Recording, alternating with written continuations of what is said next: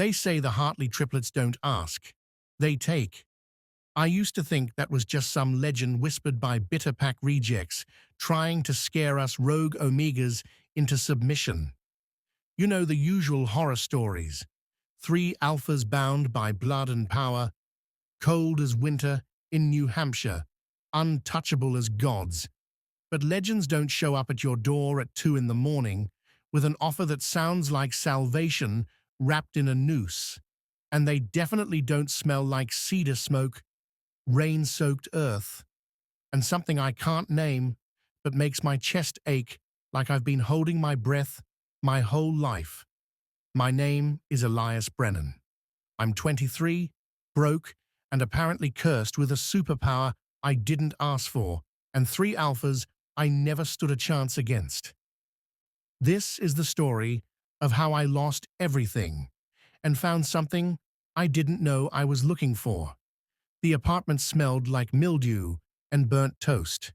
Again. I stood at the kitchen counter. If you could call a peeling laminate slab with one working burner a kitchen, staring at the last can of soup in the cupboard. Chicken noodle, the cheap kind that tastes like salt and regret. My little brother Noah was curled up on the couch under a pile of blankets that didn't do much against the cold. The heating had been out for 2 weeks. The landlord stopped answering my calls 3 days ago. Eli, Noah's voice cracked through the silence. He was 12. Too young to sound that tired. Is there food? I forced a smile I didn't feel and turned toward him. Yeah, bud. I'm making soup. Your favorite. It wasn't his favorite. He hated canned soup. But he smiled back anyway, because that's what we did now. We lied to each other and pretended everything was fine. It wasn't fine.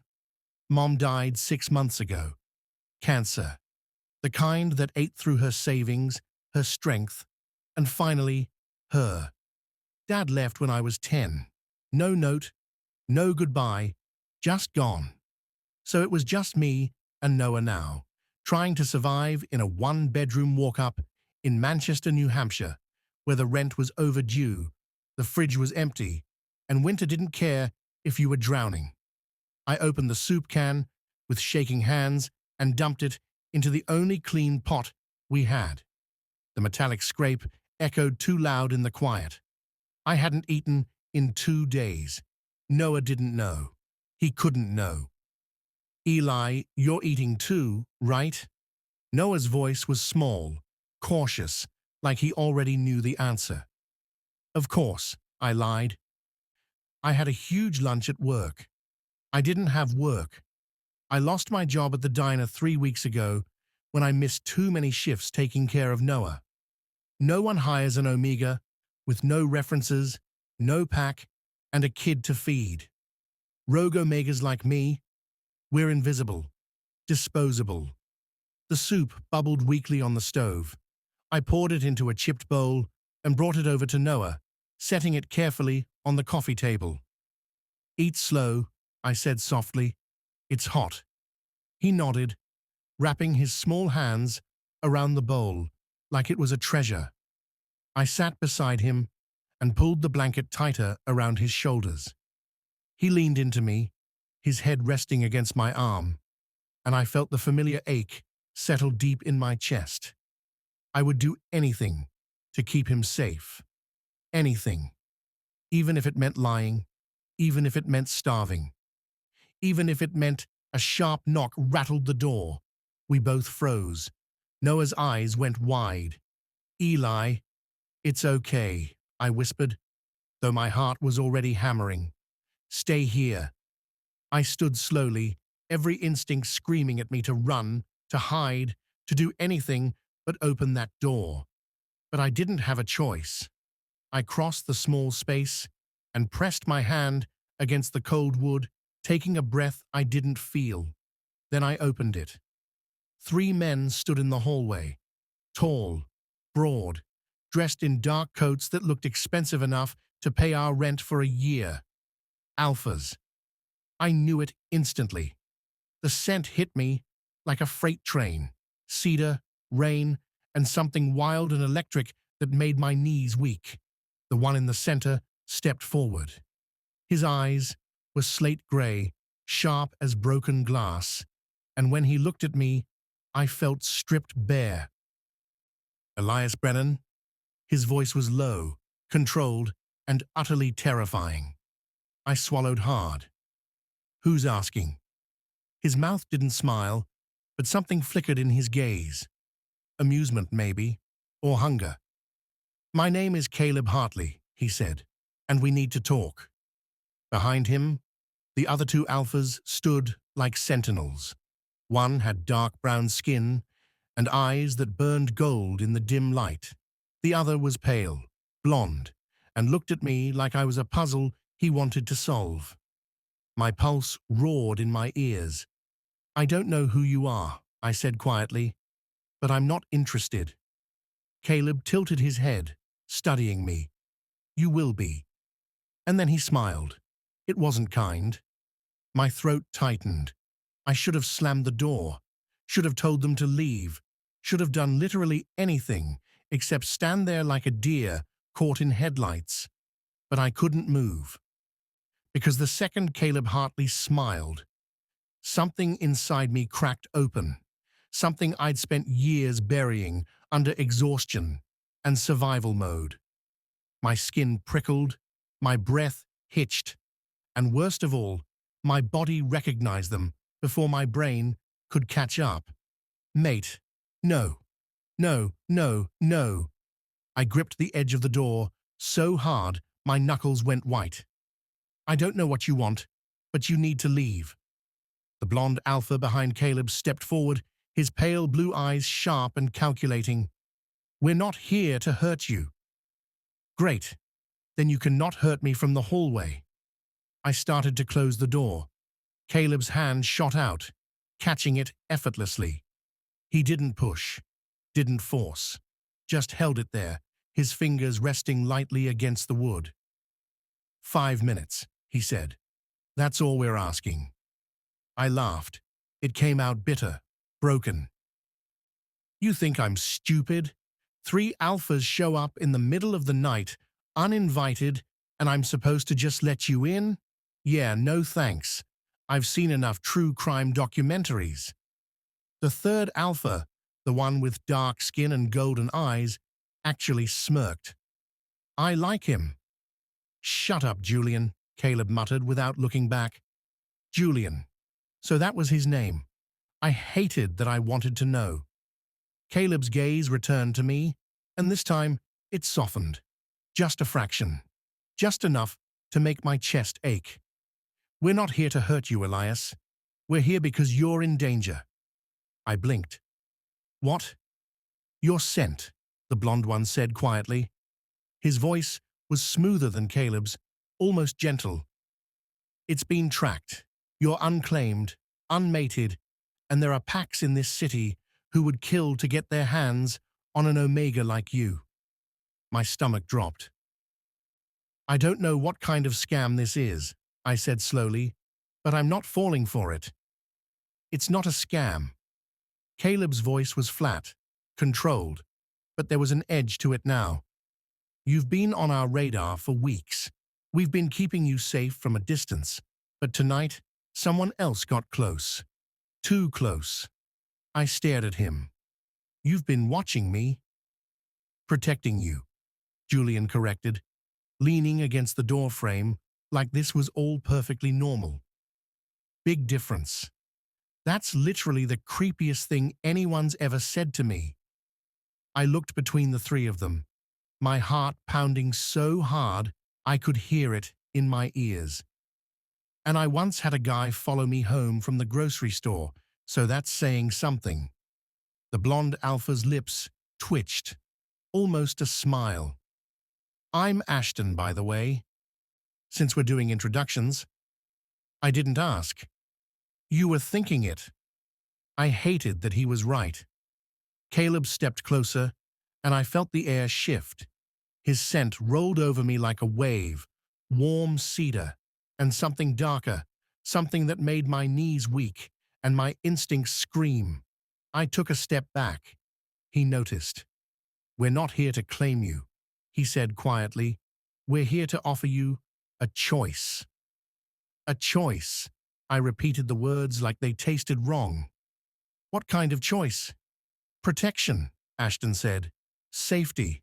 For you and your brother." My blood went cold. "How do you know about Noah?"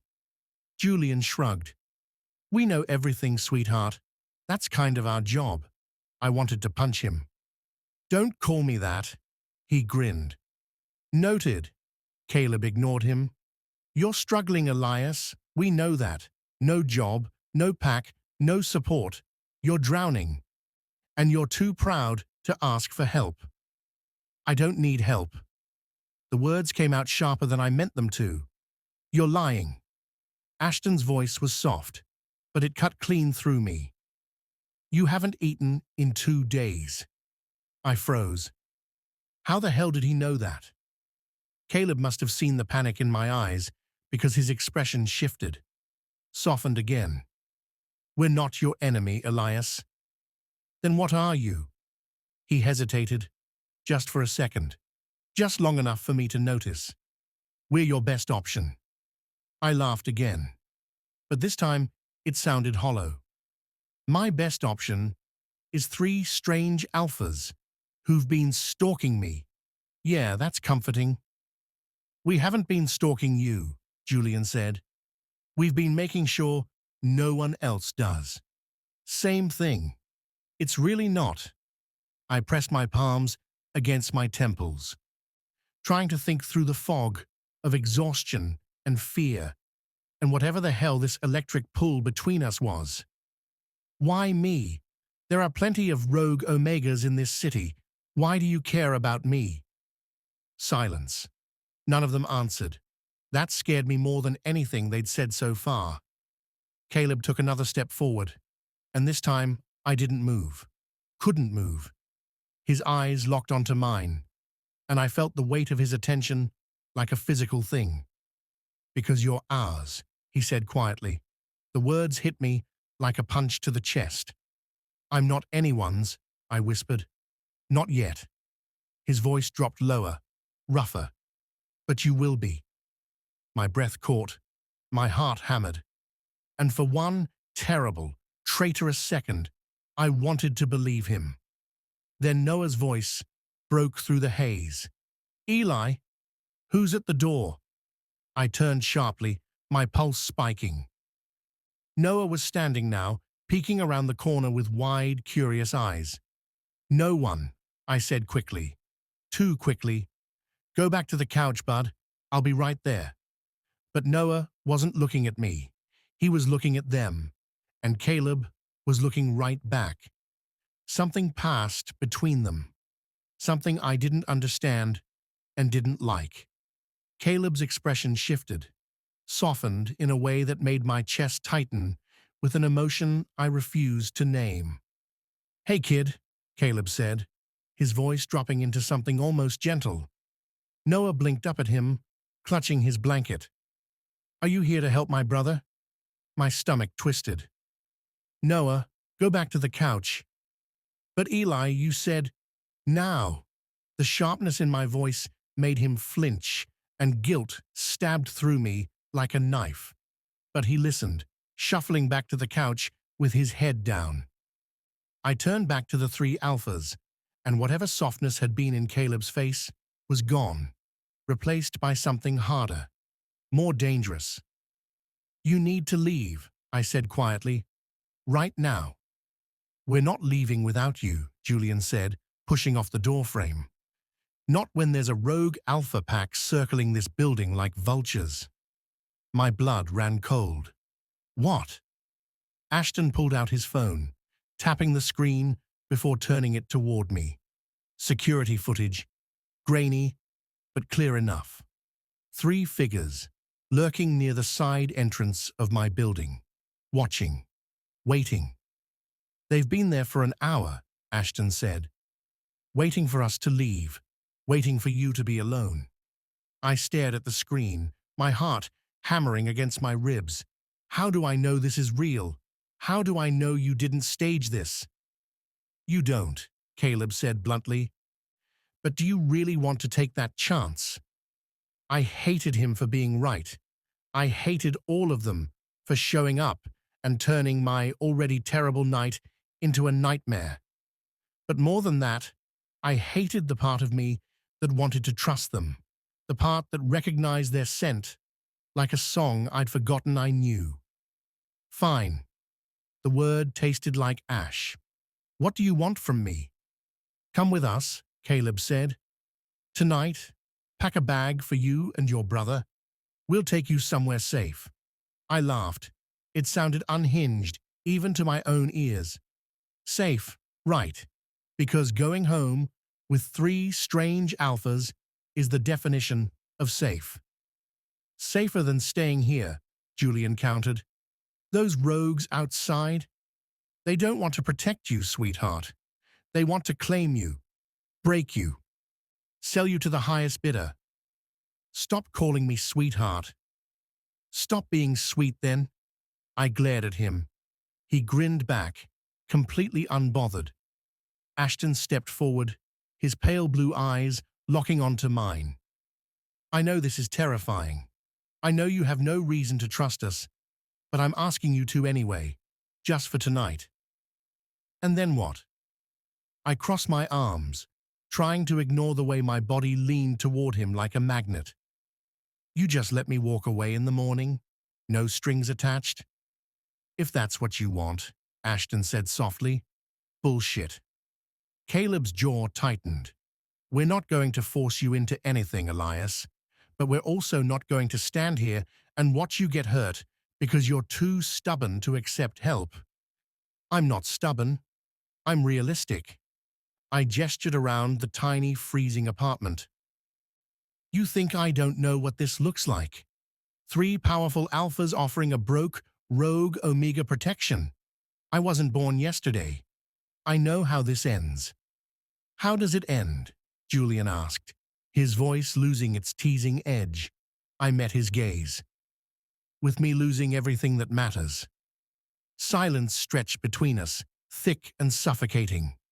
Then Noah's voice cut through it again, small and scared. Eli, are the bad people coming? My heart shattered. I turned to see him peeking around the corner again, his eyes too wide, too afraid. He'd heard everything. Of course he had. No, bud, I said, forcing my voice to stay steady. No one's coming, I promise. You said we'd be okay. His voice cracked. You promised. Tears burned behind my eyes, but I didn't let them fall. I couldn't. Not in front of him. Not in front of them. We are okay, I whispered, but we weren't, and we both knew it. Caleb moved then, stepping past me into the apartment before I could stop him. He crouched down in front of Noah, putting himself at eye level. Hey, Caleb said quietly. What's your name? Noah clutched his blanket tighter. Noah. Noah. That's a good name. Caleb's voice was steady, calm, like he did this every day. I'm Caleb. Those 2 idiots behind me are Julian and Ashton. Hey, Julian muttered. I'm not an idiot. Debatable, Ashton said. Despite everything, Noah's lips twitched, almost a smile. Caleb's expression softened.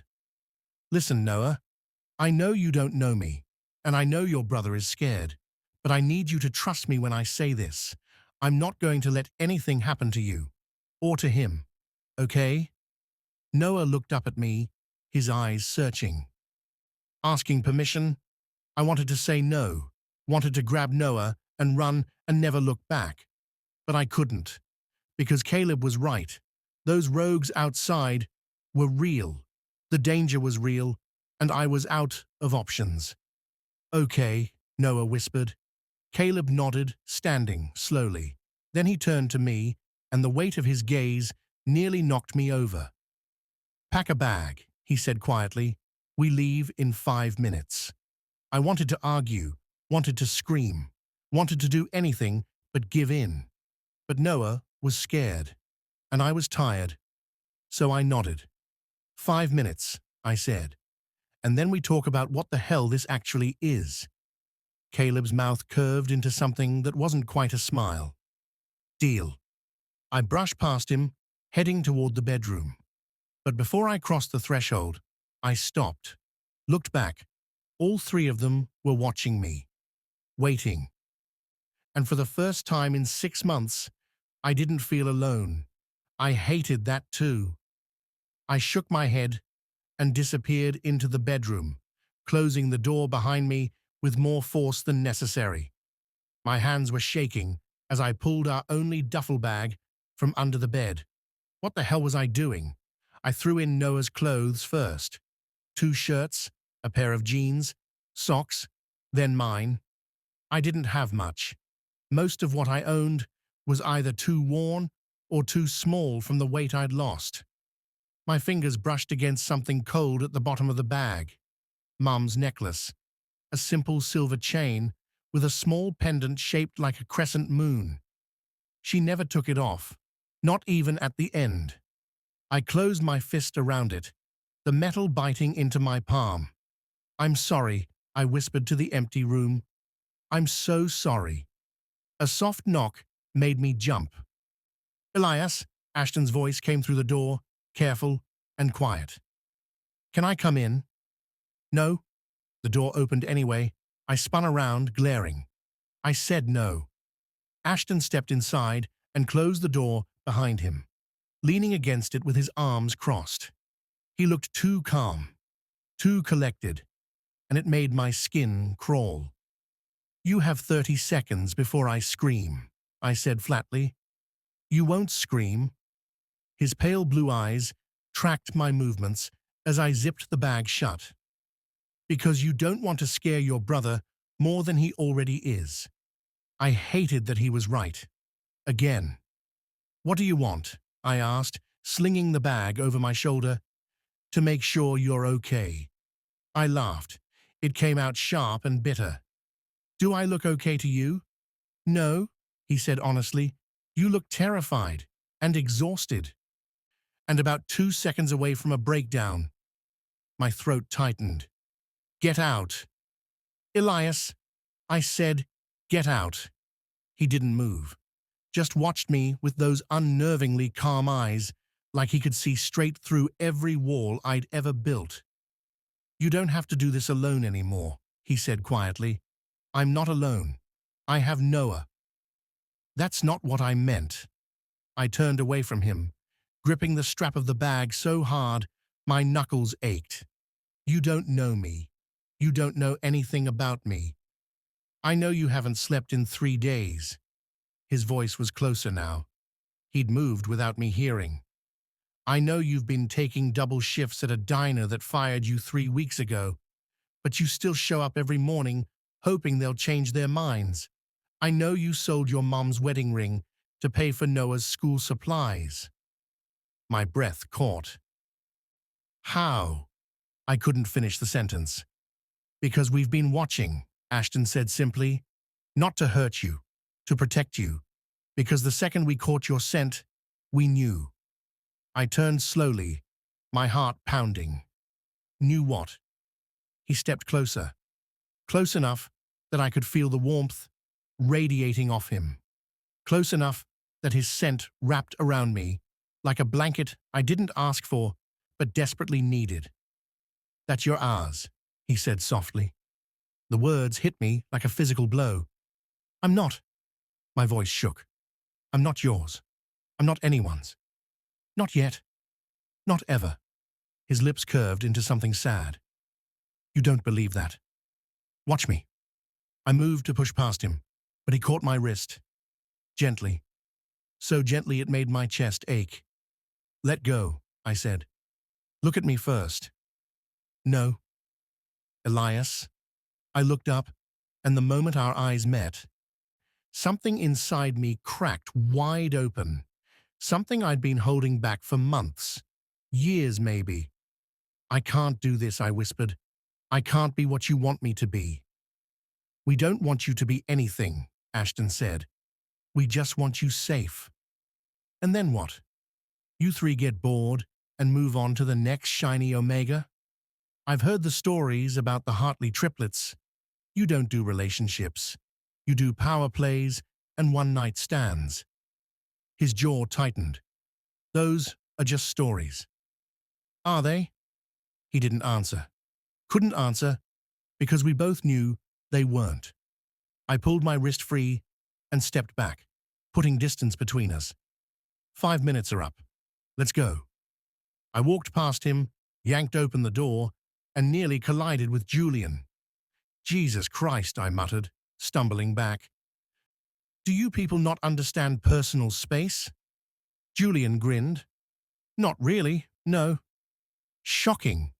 He leaned against the door frame, blocking my path. Your brother's asleep on the couch. Caleb's keeping watch. My stomach twisted. You let him fall asleep? Kid was exhausted. Caleb's got him. Julian's golden eyes softened. He's safe, Elias. I wanted to believe him. God, I wanted to believe him. But trust was a luxury I couldn't afford. Move, I said quietly. Julian studied me for a long moment, then stepped aside. You know, for someone who claims they don't need help, you sure are good at pushing people away. It's a talent. It's a defense mechanism. I stopped walking, turned back to him. And what's your excuse? He blinked. For what? For showing up at my door in the middle of the night and turning my life upside down. What's your defense mechanism, Julian? His grin faded, replaced by something raw and unguarded. You, he said simply. The air left my lungs. Before I could respond, Caleb's voice cut through the apartment. We need to move. Now. I didn't ask why. Didn't need to. The scent hit me half a second later. Wrong. Rotten. Dangerous. Rogue alphas. And they were close. Caleb appeared in the hallway. Noah cradled in his arms. My brother was still asleep, his face peaceful in a way that made my heart clench. Back door, Caleb said, his voice low and commanding. Julian, take point. Ashton, cover the rear. Elias, stay between us. I can fight, I said. I know you can. Caleb's eyes met mine. But right now, I need you to run. Every instinct in me screamed to argue, to fight back, to prove I wasn't some helpless omega who needed 3 alphas to save him. But then I looked at Noah, sleeping soundly in Caleb's arms, completely unaware of the danger creeping closer. And I ran.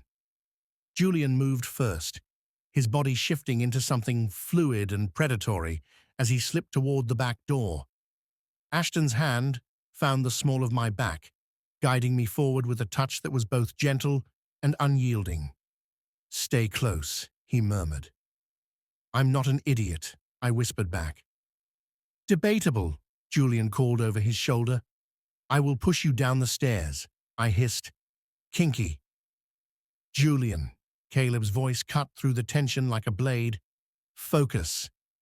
We reached the back stairwell, the metal door groaning as Julian eased it open. The cold night air rushed in, biting through my thin jacket. I hadn't thought to grab a coat, hadn't thought about anything except getting Noah out. The stairwell was dark, lit only by a flickering bulb 2 floors down. Our footsteps echoed too loud against the concrete. Quiet, Caleb said softly. I bit back a sarcastic response and focused on keeping my breathing steady, on not thinking about the rogues who were probably already inside the building, on not remembering every horror story I'd ever heard about unclaimed omegas. We made it down 2 flights before Julian stopped. His hand shot up, a silent command. We all froze. I strained to hear what he'd heard, but all I could make out was my own heartbeat thundering in my ears.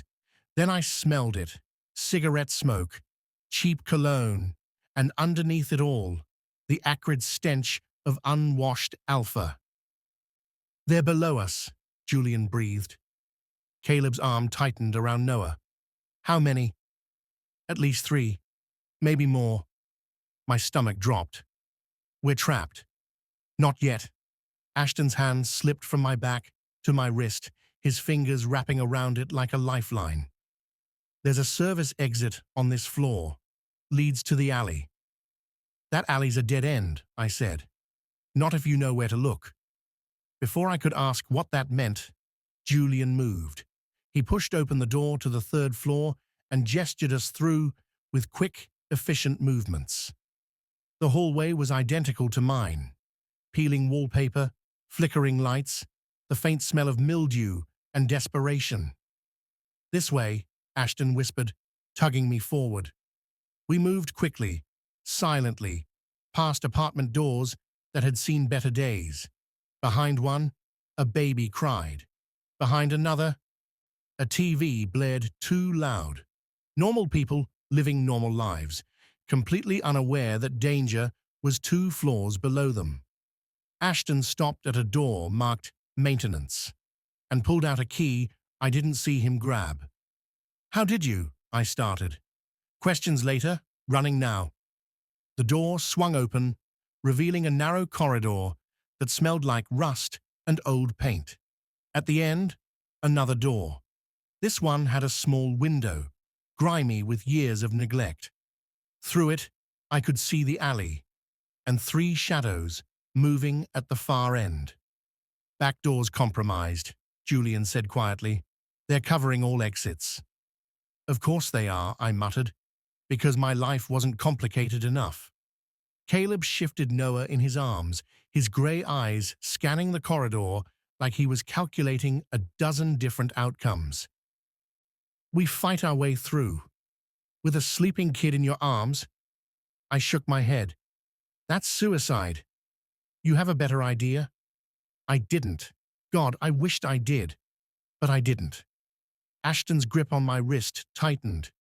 There's another option. Caleb's gaze snapped to him. No.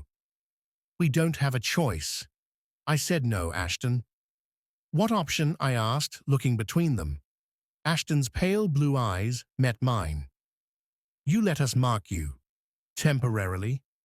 Just enough to make them think you're claimed. My blood turned to ice. Absolutely not. Elias, listen to me. Ashton stepped closer, his voice dropping into something urgent and raw. A temporary mark won't bond us. It'll fade in a few days. But right now, it's the only thing that'll make those rogues back off. They won't touch a claimed Omega. It's pack law. I don't care about pack law. My voice shook. I'm not letting you mark me. Even if it saves your brother. The words hit me like a slap. I looked at Noah, still sleeping peacefully in Caleb's arms, still trusting me to keep him safe. You're manipulating me, I said quietly. I'm giving you a choice, Ashton said. A real one. You can say no, and we'll fight. We'll probably win. But there's a chance we won't. A chance Noah gets hurt. Or, Julian added, his voice uncharacteristically serious, you let us protect you the only way we can right now, and everyone walks away.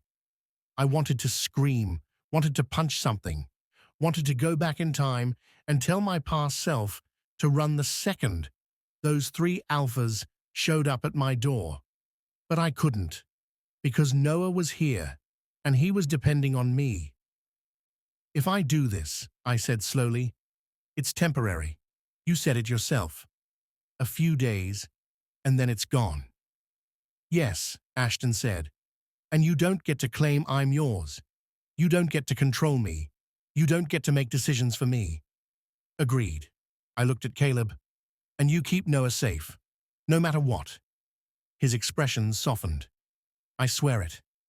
I took a breath, let it out slowly. Fine. The word tasted like ash. Do it. Ashton's eyes widened slightly, like he hadn't actually expected me to agree. Then he stepped closer, his hand coming up to cup the side of my neck. His thumb brushed over my pulse point, and I shivered. This is going to hurt, he said quietly. Everything hurts. I tilted my head. baring my throat. What's one more thing? His breath ghosted over my skin, and then his teeth sank in. Pain exploded across my neck, white-hot and electric. I gasped, my knees buckling, but Ashton caught me with his free arm, holding me steady as his teeth broke skin. It wasn't like I'd imagined. Wasn't violent or brutal. It was intimate, terrifyingly so. Heat flooded through me, starting at the mark and spreading like wildfire through my veins. My vision blurred. My breath came in short, desperate gasps. And then I felt it. Him. Not just Ashton. All three of them. Caleb's steady, unshakable presence. Julian's wild, burning energy. Ashton's careful, controlled warmth. They were inside me. Not physically, but something deeper. Something I didn't have words for. I tried to push them out, tried to slam the door on whatever connection was forming, but it was like trying to hold back the ocean with my bare hands. "Stop fighting," Ashton murmured against my skin. "Just breathe." "I hate you," I whispered. His lips curved against my neck. "I know." He pulled back slowly, his tongue swiping over the wound to seal it. The pain dulled to a low, throbbing ache. I sagged against him, my legs refusing to cooperate. "Easy," he said softly, his arm tightening around my waist. "I've got you." "Don't." My voice came out weak, breathless. "Don't say that." "Why not?" "Because I might start believing it." His eyes met mine, and something in them shifted, softened. Would that be so bad? Yes. No. I didn't know anymore. Julian appeared at my other side, his hand resting on my shoulder. "How do you feel?" "Like I got hit by a truck." I straightened slowly, testing my balance. The world tilted slightly, but I stayed upright. Barely. "What the hell was that?" "A temporary mark," Ashton said. "Like I told you." That didn't feel temporary. "It will fade," Caleb said, from behind us. His voice was tight, controlled, but I could hear the edge in it. "In 3 days, maybe 4, the bond won't fully form." "But you feel us now, don't you?" Julian asked, his golden eyes searching mine. "You can sense us." I wanted to lie, wanted to tell him no. I felt nothing. This whole thing was a mistake. But I couldn't, because he was right. I could feel them, all three of them, like a low hum beneath my skin, a heartbeat that wasn't mine. "This is temporary," I said again, like saying it enough times would make it true. "Yes," Ashton said, "and in a few days, it'll be gone."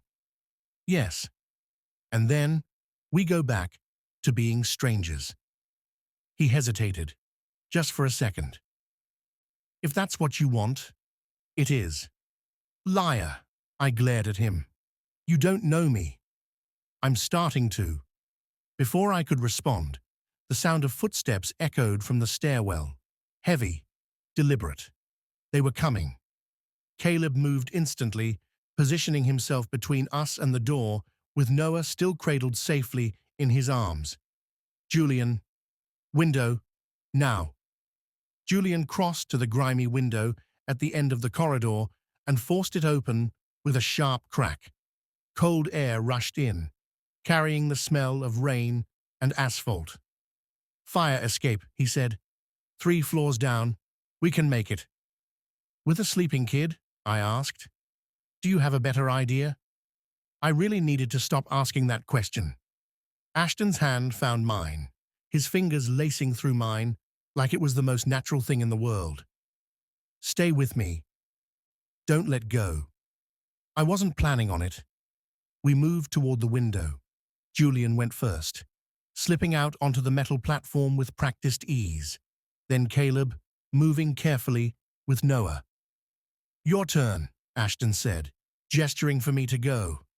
I climbed through, the cold metal biting into my palms. The fire escape groaned under my weight, swaying slightly in the wind. Heights. Great. My favorite. Don't look down, Julian called from below. I looked down. 3 stories of empty air between me and the alley below. My stomach lurched. I told you not to look down, Julian said. I'm not great with instructions. Shocking. Ashton appeared behind me, his presence solid and grounding. I'm right here. You're not going to fall. You don't know that. Yes, I do. His confidence should have annoyed me. Should have made me want to prove him wrong. Instead, it made me feel safe.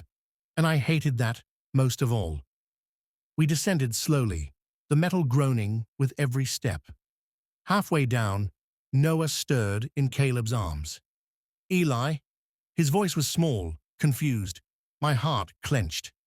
Hey, bud, I'm here. Where are we? Taking a shortcut. I forced a smile, even though he couldn't see it. Go back to sleep, okay? Are the bad people gone? Yeah, I lied. They're gone. He settled back against Caleb's chest, his eyes already drifting shut again. Caleb's gaze met mine over Noah's head. Something passed between us. Understanding, maybe, or gratitude. I looked away first. We reached the bottom of the fire escape, and Julian dropped down into the alley with barely a sound. He scanned the area, his body tense and ready. Clear, he said quietly. One by one, we dropped down. Ashton went last, landing beside me with the grace of someone who'd done this 100 times. Now what? I asked. Now we get you somewhere safe, Caleb said. Define safe. Our place, I blinked. Your place. Yes. The 3 of you? Live together. Yes. Of course you do. I rubbed my face. Because this situation wasn't weird enough already.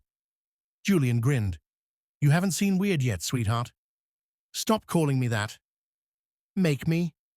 I opened my mouth to respond, but Ashton's hand squeezed mine gently. A warning. I looked up. At the mouth of the alley, 3 figures stepped into view. Rogue alphas. Bigger than I'd expected. Meaner looking. The one in the center smiled, and it was the kind of smile that promised pain. Well, he drawled. What do we have here? Caleb handed Noah to me, without a word. I took him instinctively, holding him close. Run, Caleb said quietly. What? When I say run, you take your brother and you go. Don't look back. I'm not leaving you. His grey eyes met mine, and for the first time since I'd met him, I saw something like warmth in them. Yes, he said. You are. Like hell I am. The words came out before I could stop them. Noah stirred in my arms, his small hands gripping my jacket. Caleb's expression hardened. Elias, this isn't a debate. You're right. It's not. I shifted Noah's weight, holding him tighter. Because I'm not running while you 3 play hero. This isn't about playing hero, Julian said, his voice losing all its usual humor. This is about keeping you alive. And what about you? I shot back. What happens when those rogues tear you apart because you're too busy protecting me? We can handle ourselves, Ashton said quietly. So can I. The rogue alpha in the center laughed. It was a sound like gravel scraping against metal. Oh, look at this. The little Omega's got some fire. He took a step forward. I like fire. Makes it more fun when it burns out. My skin prickled. The mark on my neck throbbed in warning. Caleb moved, placing himself directly between me and the rogues. He's marked. You can smell it. Walk away. The rogue tilted his head, nostrils flaring. Oh, I smell it. Fresh too, barely set. His smile widened. Which means it's not a true bond, just a pretty little band-aid. My stomach dropped. How does he know that? I whispered. Because he's not an idiot, Julian muttered. Unfortunately, the rogue's eyes locked onto mine, and I felt the weight of his attention like a physical thing. Predatory. Hungry.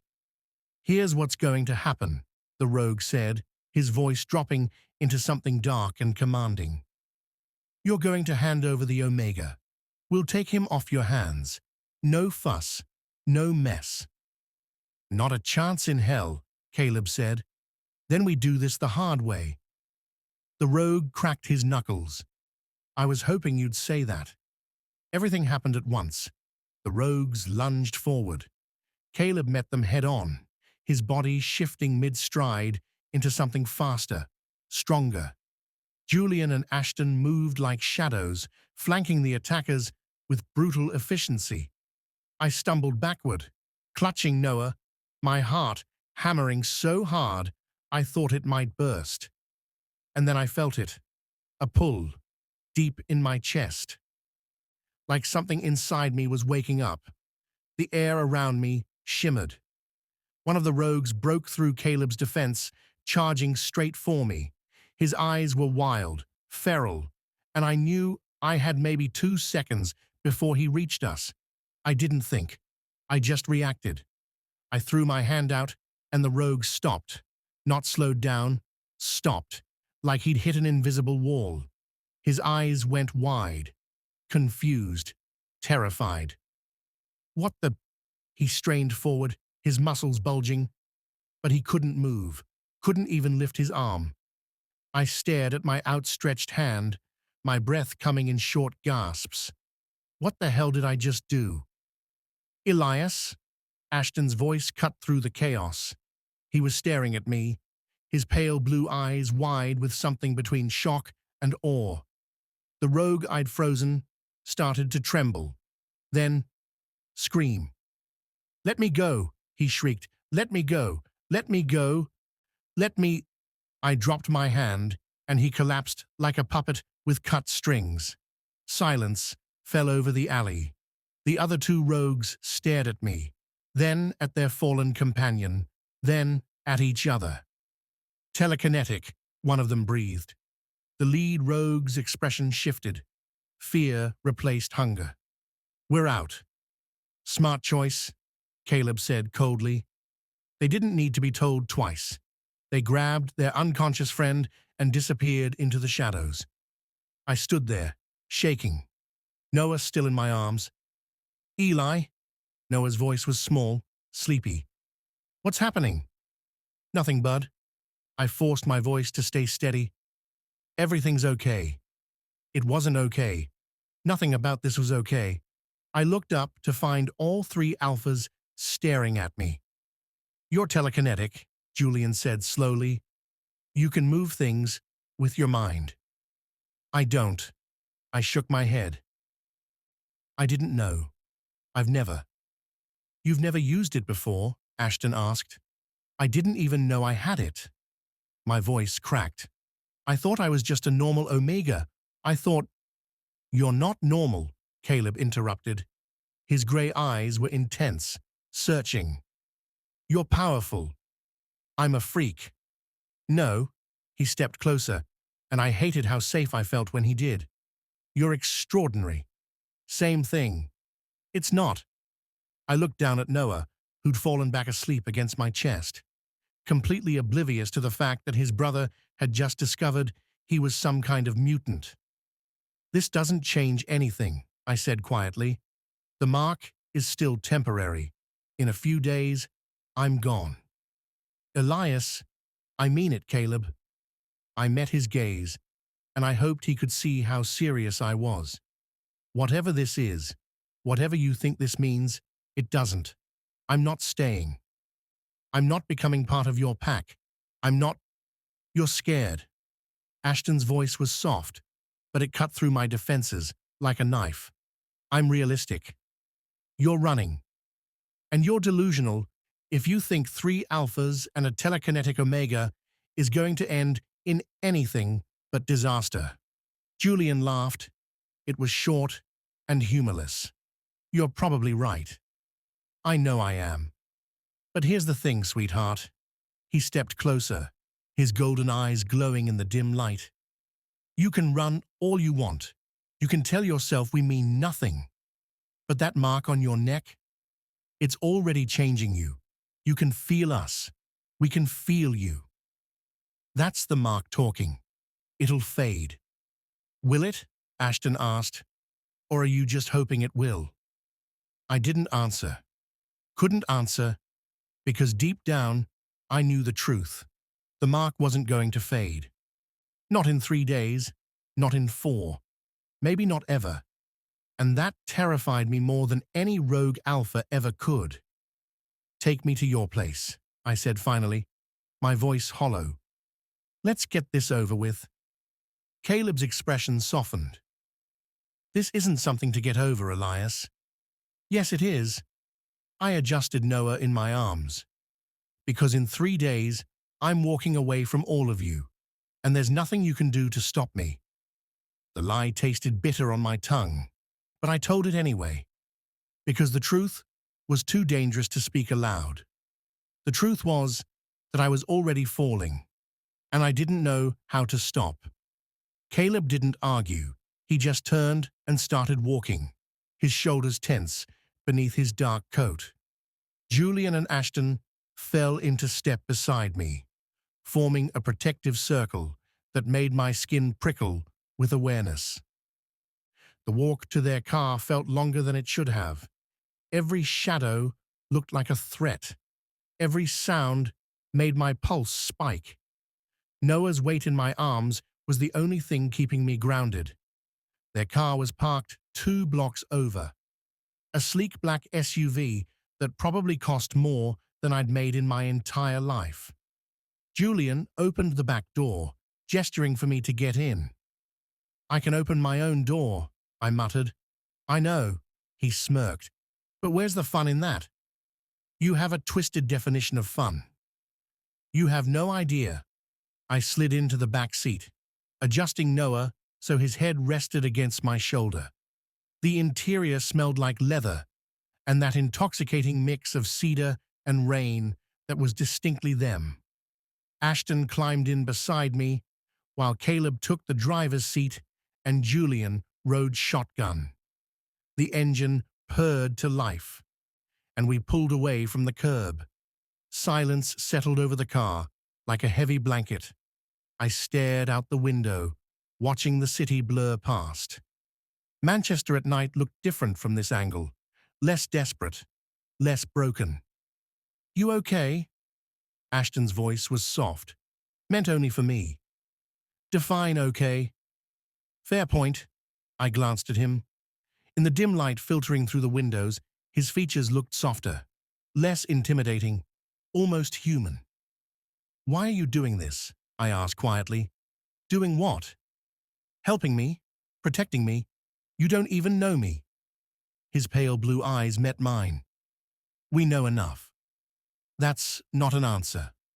It's the only one I have right now. I looked back out the window. You're going to regret this. All of you. Maybe. His hand found mine in the darkness between us. But I don't think so.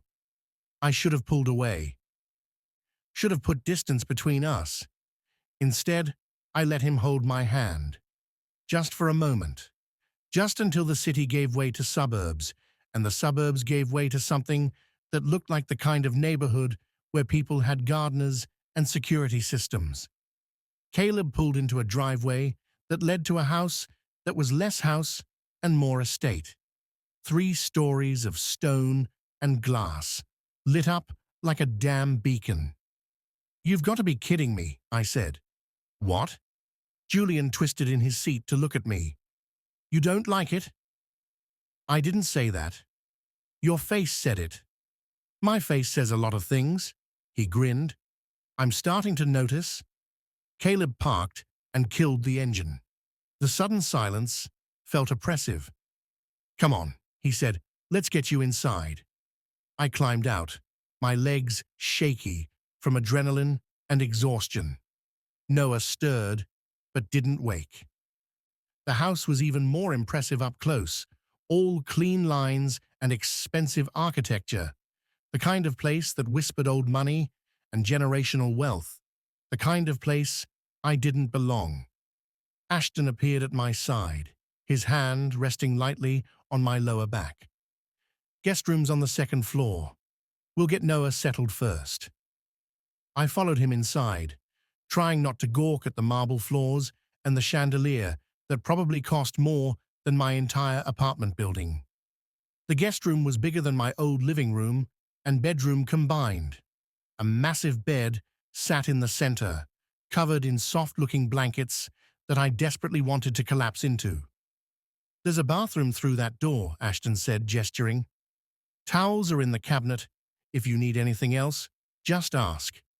I nodded, carrying Noah to the bed and laying him down gently. He curled into the blankets immediately, his face peaceful. Safe. For the first time in months, he looked safe. Something in my chest cracked. "Thank you," I whispered. When I turned around, Ashton was watching me with an expression I couldn't read. "You don't have to thank us," he said. "Yeah, I do." I crossed my arms, suddenly aware of how small I felt in this massive room. "You didn't have to do any of this. You could have walked away." "No." His voice was firm. "We couldn't." "Why not?" He stepped closer, and I felt that pull again, that invisible thread connecting us. "Because the moment we caught your scent," he said quietly, walking away stopped being an option. My breath caught. "That's not fair." "I know. You can't just say things like that." "Why not?" "Because it makes me want to believe you." "Then believe me." He reached up, his fingers brushing the mark on my neck. I flinched, and he froze. "Does it hurt?" "No." The word came out breathless. "It just feels weird." "Weird how?" I struggled to find the words, like there's something under my skin, something alive. "That's the bond trying to form." "I thought you said it was temporary." "It is." But something in his eyes said he didn't quite believe that anymore. "Ashton." I started, but I didn't know how to finish. He dropped his hand. "Get some rest. We'll talk in the morning." "Wait." I caught his wrist before he could turn away. "I need to know something." "What?" "If this bond doesn't fade, if it becomes permanent." I forced myself to meet his gaze. "What happens to me?" His expression softened into something that looked almost like regret. "You become ours. Completely. And if I don't want that, then you fight it." He turned his wrist, his fingers lacing through mine. "But fighting a true bond is like fighting gravity, Elias. Eventually, you're going to fall." "I'm good at fighting." "I know you are." He squeezed my hand gently. "But you don't have to fight us." "Yes, I do." I pulled my hand free. "Because if I don't, I lose myself. And I've worked too hard to survive to give up now." He studied me for a long moment. "You think being with us means losing yourself? Doesn't it?" "No." His voice was soft but absolute. "It means finding yourself, the parts you've been hiding. The parts you've been too scared to let anyone see." My throat tightened. "You don't know what you're talking about." "Don't I?" Before I could respond, Caleb's voice echoed from downstairs. "Ashton, we need to talk." Ashton's jaw tightened, but he nodded. "Get some sleep, Elias. We'll be right downstairs if you need anything." He left, closing the door quietly behind him. I stood there in the silence, my heart pounding, the mark on my neck throbbing in time with my pulse. Through the bond, I could feel them, all three of them, their concern, their frustration, their desire, and underneath it all, something I didn't want to name, something that felt dangerously like love. I looked at Noah, sleeping peacefully. "What have I gotten us into?" I whispered. No one answered. I moved to the window, pressing my forehead against the cool glass. The estate stretched out below, all manicured lawns and perfect hedges, a different world from the one I'd left behind. Voices drifted up from downstairs, low and urgent. I couldn't make out the words, but I could feel the tension through the bond. They were arguing. About me. I should have stayed in the room, should have let them work it out without me, but I'd never been good at staying put. I checked on Noah one more time, making sure he was tucked in and safe, then slipped out of the room. The hallway was dimly lit, elegant sconces casting soft shadows on the walls. I followed the voices to a study on the first floor. The door was cracked open. "We can't keep him here against his will," Ashton was saying. "I'm not suggesting we do." That was Caleb. "But we can't just let him walk out that door in 3 days, knowing what's waiting for him out there." "He's not a prisoner," Julian added, "and treating him like one is only going to push him away." "I'm not trying to push him away. I'm trying to keep him alive." "By making his decisions for him?" Ashton's voice was sharp. "That's not protection, Caleb. That's control." Silence. I pushed the door open. "He's right." All three of them turned to stare at me. "You should be resting," Caleb said. "I should be a lot of things." I stepped into the room, crossing my arms. But eavesdropping seemed more productive. Julian snorted. "I like him more every second." "I heard you arguing," I continued, "about what to do with me, about whether I stay or go." "Elias," Caleb started. "Let me finish." I held up a hand. "I've spent the last 6 months making every decision based on survival. What keeps Noah fed? What keeps us safe? What keeps us alive one more day?" My voice cracked.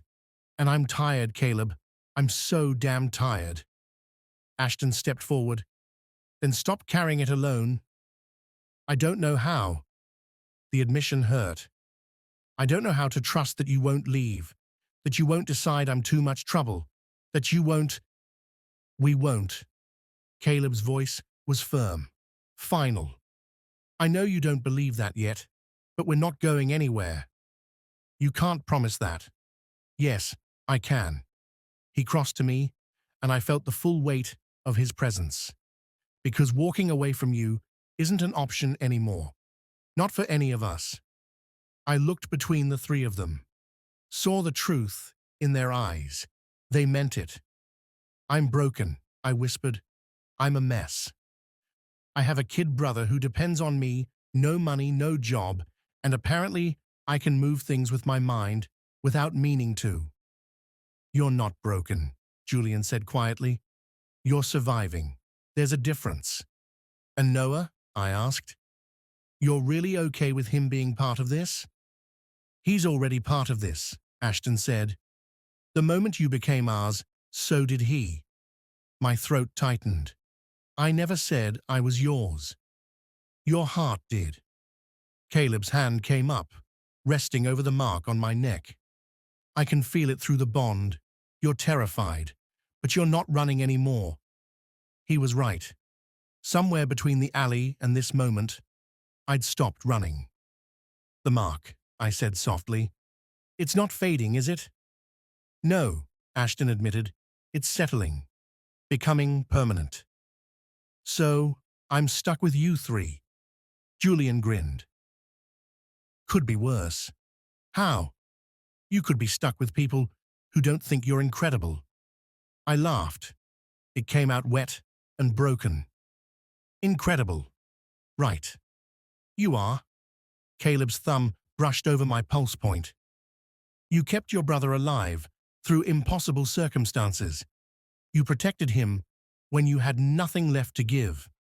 You faced down rogues without hesitation, and you're still standing." "Barely." "That's still more than most people could do."